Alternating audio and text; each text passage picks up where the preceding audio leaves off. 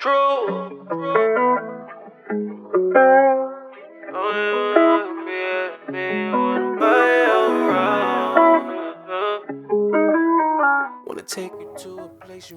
What is your artist name? I go by Truu. Okay. Where are you from? Originally from Detroit, Michigan. What first got you into music? Well, growing up, my dad, he was in I guess you would say, yeah, he was in a band. He performed around Michigan, like in Detroit, but he used to rehearse in the basement. And when I was little, I used to pretty much, I would sit on the stairs and there was a little cutout on the stairs, and they would be rehearsing. So I would just look at them and see how everything was just moving, like the drummer, guitar player, and of course my dad would be singing. So that's ultimately the reason why I even picked up a microphone. I've seen the baby picture of you holding a microphone. Tell me about your journey with music from that age until now. That was actually during the time where I just explained, where, I used to watch him, and as I got older, he used to let me come down and actually get off the stairs and like sit and watch. And so at the end of the rehearsal, he would give me the mic, and I couldn't talk at the time, so he would let me hold the mic and like try to like put my words together and sing. And then after that, I just music kind of just grew with me. I grew up in a music background, so I would sing at church. I played the drums at church.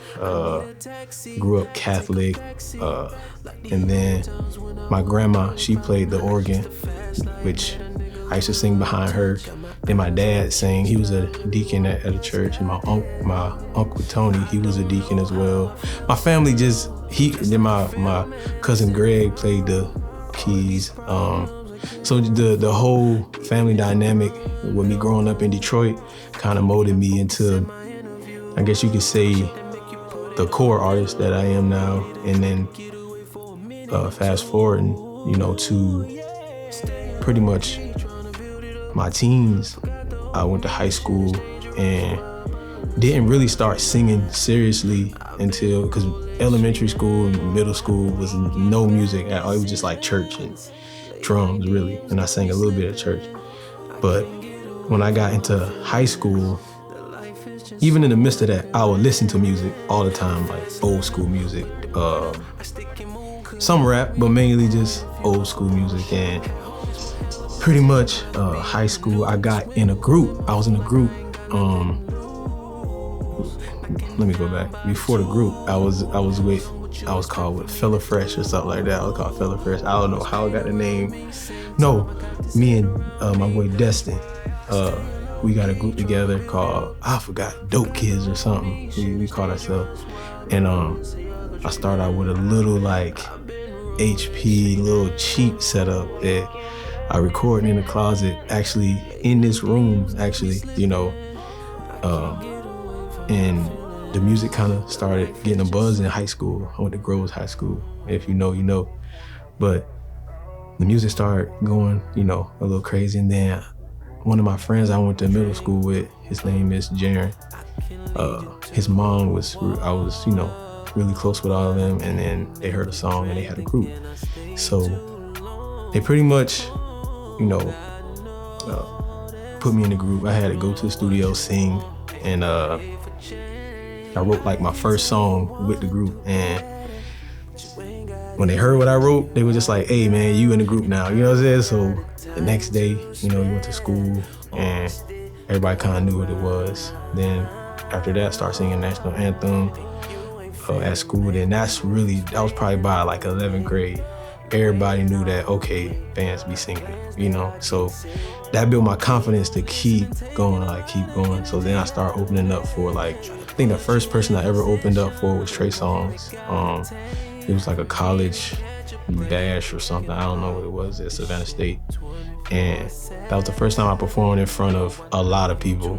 I was nervous, super nervous. I was dancing too, and I'm not a dancer. So that was a real big part of my career. Out of high school, did music, like crazy. Like I did music and then wound up trying out for American Idol. Didn't make it on that.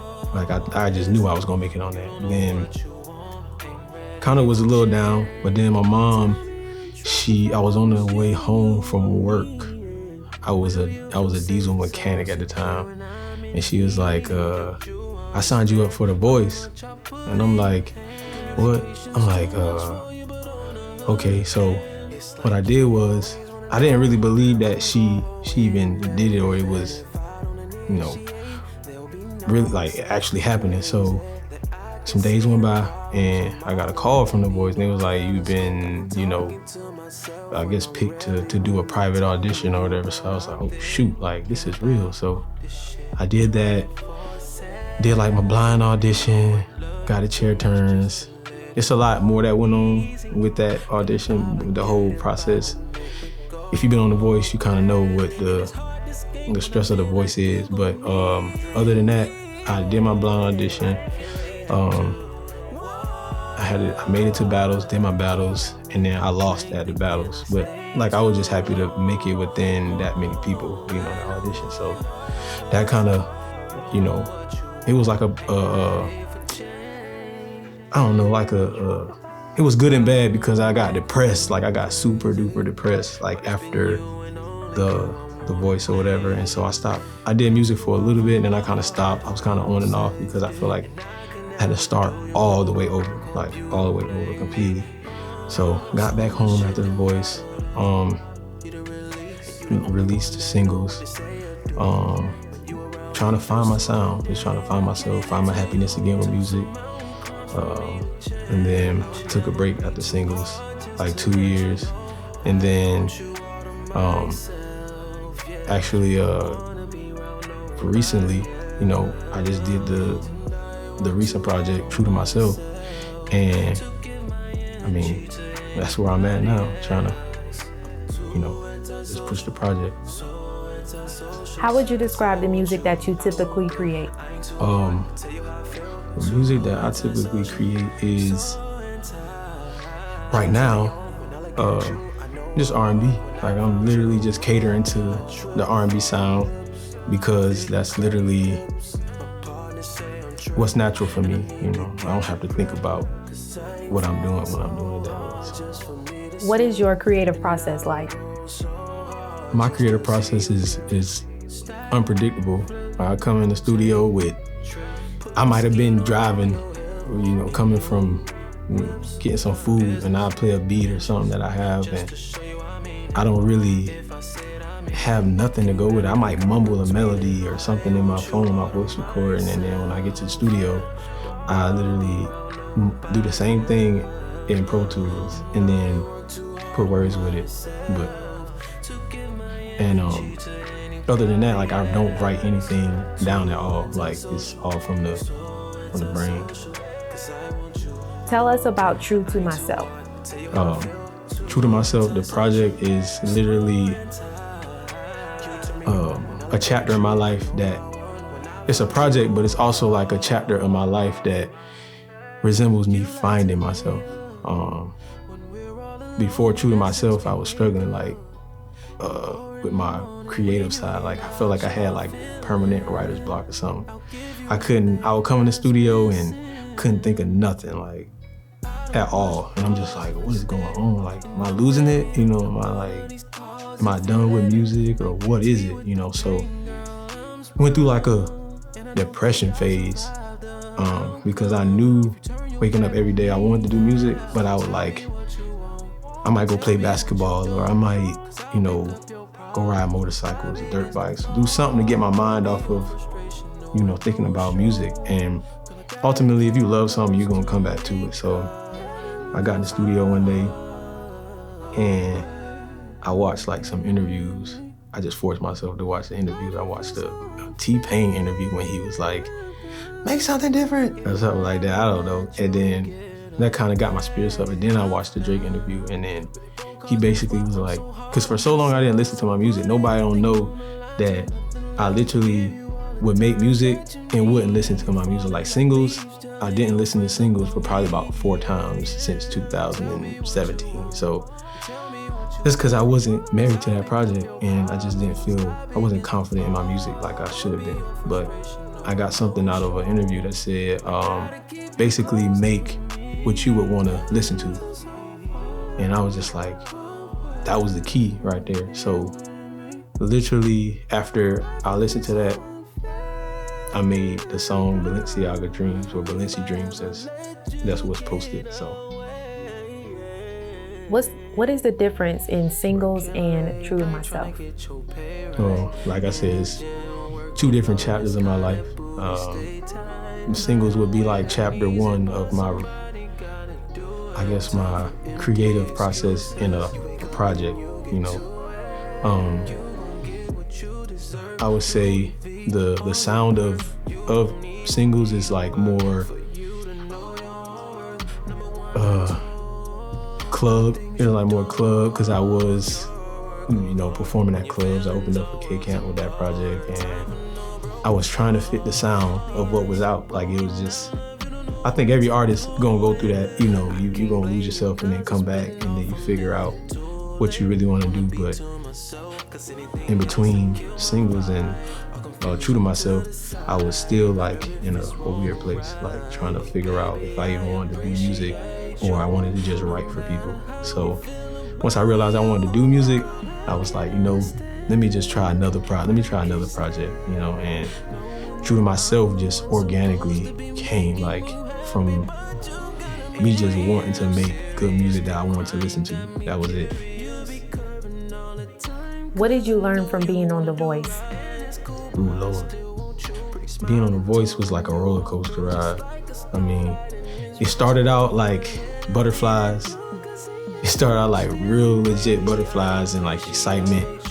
But at the same time, you so worried about, it's like trying to stay on like the basketball team or something like that, or trying to make the basketball team. You know, you see so many people come on there, you give up a lot of your life to go on The Voice. You quit your job, you quit, you know, you're away from your family, you know, and then your hopes is that, you know, you go the distance. Like you can either win The Voice or just go, you know, make it to a level where most people don't make it to, or, you know, get signed or get opportunities off of it. So what I learned from The Voice is like, sometimes, you know, what you think gonna happen ain't gonna happen, and you just gotta bounce back from it. However that happens, you just gotta figure out a way to pick yourself back up, you know, and not let, like, I guess, not making it in a sense, like tear you down, because that was like a hard chapter in my life, for real. How did being on The Voice help your music and career? Oh shoot, it helped my music just because it was like vocal boot camp when I was on The Voice. It was just like the vocal coaches that I had, and just how much you sang being on The Voice. Not even just, you know, being on stage, but just being around your friends at the hotel, and wherever you stayed at the time. You singing every day, so you building up, you know, vocal resistance, like your vocal strength, like your vocal cords, of course, and you being inspired by the people that you're around as well. Like it's like a different world of, you know, people that you never even knew exist, or that you would be a part of. In my career wise, like I really can't lose at this point. Like I feel like as long as I keep putting in the work, I'm gonna make it, you know. I feel like I already made it because I overcame not doing music. So in a sense, like, you know, getting a record deal, or, you know, people knowing me for doing music is not considered me making it. It's just what comes with me doing music. So whether I make it to that point or not, I'm still gonna do music. So in a sense, I made it because I'm still gonna be doing what I love. How do you feel the internet has impacted the music business? How the internet impacted the music. It's like right now, music is so accessible, and you could be in a room like this, record music, and you could have fans in China, you know, whereas like back in the day, you know, you had to sell actual records. Like you had to, you know, do shows or whatever. That was like how you made your money, you know, in a sense. But now it's like you could be everywhere at one time. And I think that's amazing for sure. Who would you most like to collaborate with? Right now, definitely her. She's dope. It's gonna be kind of a throwback one, but he hot. K-Camp for sure. Let me see. Justin Timberlake for sure. The women are kind of killing it right now. So I'm gonna say Summer Walker, SZA. I mean, it's a lot of people, man. Just if I'm picky when it comes to music, so I can name a lot of people, but those are like my tops right now. Which famous musicians do you admire? Okay, I would say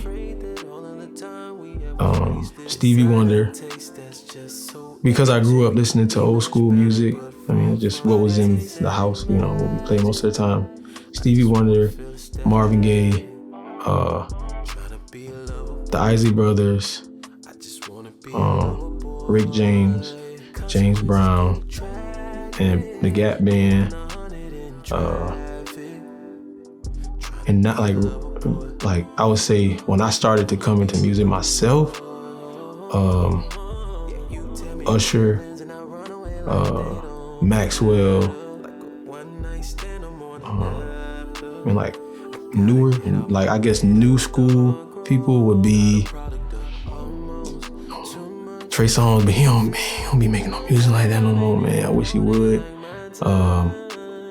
Like I guess you say Mario, him. Let me see. I like Frank Ocean too. Frank Ocean hard. I mean, I got a lot of people, man. I'd be in here all day, but yeah, those are like some of the people that I definitely think highly of musically. What is the most trouble you've ever gotten into? All right, I ain't get in trouble for this, but almost did. You know, one of my, I don't know if I'm going too fast, but one of my hobbies is ride motorcycles. So I ain't gonna incriminate myself, but you know, sometimes you gotta get up out of there when it get a little crazy, and I was doing something I shouldn't have been doing. And yeah, I had to, had to go, had to get going, had to get lost. So speaking of hobbies, what are your hobbies? Motorcycles, I ride motorcycles. Music isn't a hobby, it's like a everyday thing that I do. I love it. So let me see. Traveling.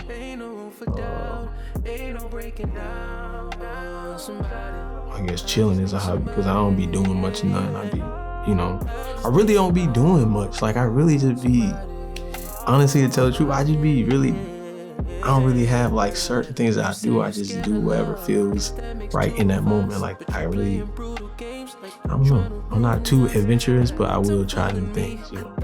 So. What are 3 things people don't know about you? Number 1, I'm a stunt puller. Like if we gotta be somewhere or something going on, like you gotta give me like 2 hours, like notice, cause you might call me and I'm like, oh yeah, I'm getting ready. I'm getting ready. But I might be laying down on my phone. I might be in the studio listening to songs. I might have went and got something to eat, and then you call me and be like, hey bro, I'm on the way, and then I gotta rush. So that's number 1. I definitely pull stunts a lot. I make songs about everything. Like if we out in the car, or if we out and I see something funny, or somebody looking certain, I'll make a song about them. Or, you know, it's just, that's one. That's another one. The third thing is, what's the third thing?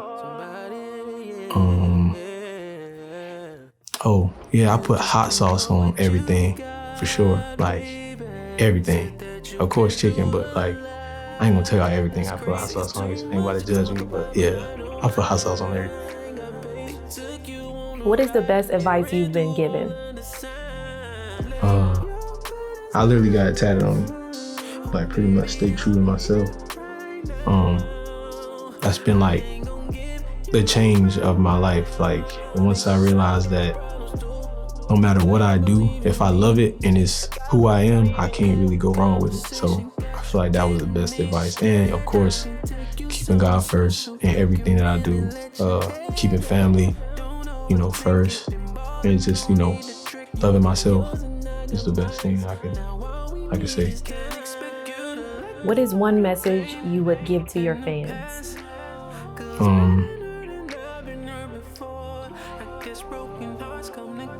Pretty much just when you wake up in the morning, just like do what you love. I would say do what you love. It might sound cliche, but honestly, you might be at a job that you ain't happy with. You might be depressed about something. You ultimately are in control of your days and the time that you have on this earth. So I would say just do what you love. Like, whether you feel like you want to quit your job and do something else, take a risk, because I would say have no regrets when you leave this earth, because that's the hardest pill to swallow, when you know what I'm saying, when you in your last days. So definitely wake up and do what you love, for sure.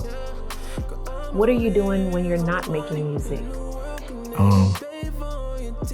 Working. Like, so I have a business, of course. I'm a business guy. So I'm running my business, chilling with friends, family, traveling, shopping, and just coming up with strategies to become a better person in life. That's pretty much it. So what's next for you? More life, more success, more music. Spiritually, I'm trying to grow even more, and just push myself to new heights, like things that, I'm not really comfortable with, but I want to try for sure. I just want to, do that, and then, drop a new project, of course. I'm working on another project, of course. True to Myself 2 will be dropping. But ultimately, we're going to shoot music videos for True to Myself. And just continue to, build on what I have. What's your social media and how can people find you and your music? Okay, well, all my social media, TikTok, I don't have Snapchat, Instagram, Facebook is all OPL Truu, OPLTRUU. And you can find me through my link tree that's on my pages, or you can go on iTunes. Yeah, it's everywhere, but you can go on iTunes, Spotify, Apple Music. It's on Google, so if you got an Android, it's cool. You could find me on there, and you just put in Vance Smith, and everything will come up. Vance Smith, VANCE Smith. Wanna be a lover boy.